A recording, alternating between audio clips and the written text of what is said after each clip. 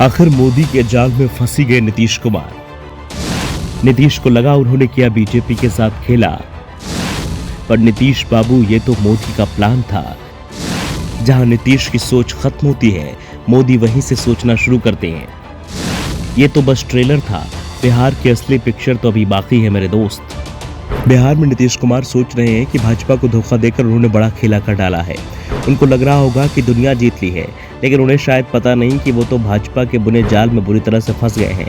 भाजपा तो चाहती ही थी कि नीतीश उसका साथ छोड़कर फिर से तेजस्वी और कांग्रेस का हाथ पकड़ ले।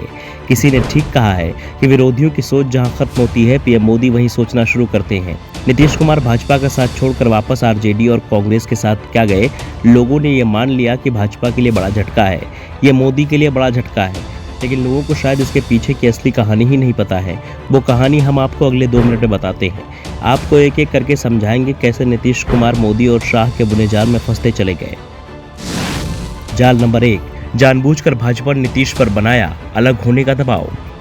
नीतीश को यह पता ही नहीं है कि भाजपा खुद चाहती थी कि नीतीश भाजपा से अलग होने का फैसला ले। इसी वजह से बीते कुछ दिनों से भाजपा की तरफ से जानबूझकर सरकारी कामों में नीतीश पर दबाव बनाया जा रहा था। हर काम में भाजपा नेता जानबूझकर इंटरफेयर करते थे ताकि नीतीश को लगे कि वो भाजपा की जंजीरों से बंध गए हैं और परेशान होकर वो भाजपा का साथ छोड़ दें। हुआ भी ऐसा ही। नीतीश को लगा कि भाजपा के साथ काम करने में उन्हें दिक्कत हो रही है और उन्होंने अलग होने का फैसला ले लिया। जाल नंबर 2, पटना में रहने के बावजूद नीतीश से नहीं मिले शाह नड्डा। 30 और 31 जुलाई को अमित शाह और जेपी नड्डा भाजपा कार्यक्रमों में शामिल होने के लिए पटना आए थे, लेकिन दोनों ने ही नीतीश को भाव नहीं दिया और उनसे मुलाकात भी नहीं की। जबकि गठबंधन की सरकार का कायदा ये कहता है कि भाजपा के इतने बड़े नेता अगर बिहार की राजधानी गए हैं तो भले ही 1 घंटे के लिए सही वहाँ के मुख्यमंत्री से ज़रूर मिलें। लेकिन शाह और नड्डा दोनों ने ही जानबूझकर नीतीश को जरा भी भाव नहीं दिया, क्योंकि ये भी उनके ही प्लान का एक हिस्सा था। उन्हें पता था ये बात सीधा नीतीश के ईगो को चुभेगी और वो भाजपा से अलग होने की तैयारी कर लेंगे। जाल नंबर 3, नीतीश के मौकापरस्त छवि से भाजपा को फायदा। नीतीश कुमार बीते 7 सालों में 3 बार अपने साथी बदल चुके हैं। 2015 में आरजेडी कांग्रेस के साथ मिलकर सरकार बनाई, फिर 2017 में आरजेडी कांग्रेस का साथ छोड़कर भाजपा के साथ मिलकर सरकार बनाई। अब एक बार फिर भाजपा का साथ छोड़कर आरजेडी के साथ सरकार बना रहे हैं। भाजपा नीतीश की इस राजनीतिक अस्थिरता का फायदा उठाएगी और आने वाले चुनाव में इसे मुद्दा बनाकर नीतीश के खिलाफ इस्तेमाल करेगी।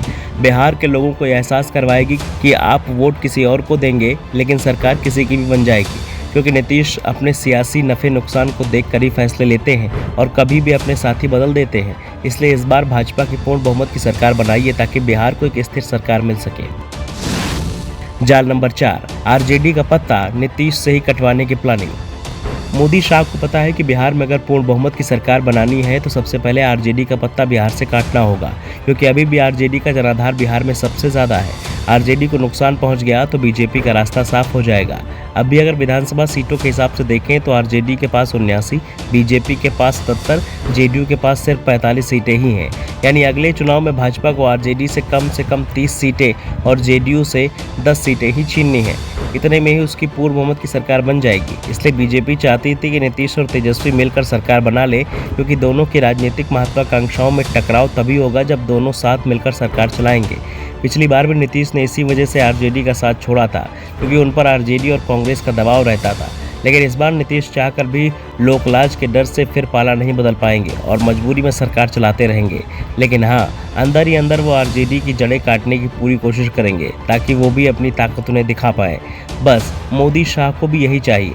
बचपन में आपने 2 बिल्लियों की लड़ाई वाली कहानी तो सुनी ही होगी, जिसमें बंदर यानी कि तीसरी पार्टी का फायदा होता है। बिहार में भी यही होने वाला है। बस देखते जाइए आगे आगे होता है क्या। मोदी और शाह को समझ पाने में नीतीश जैसों को 7 जन्म लेने पड़ेंगे। Bureau report, the Indian news.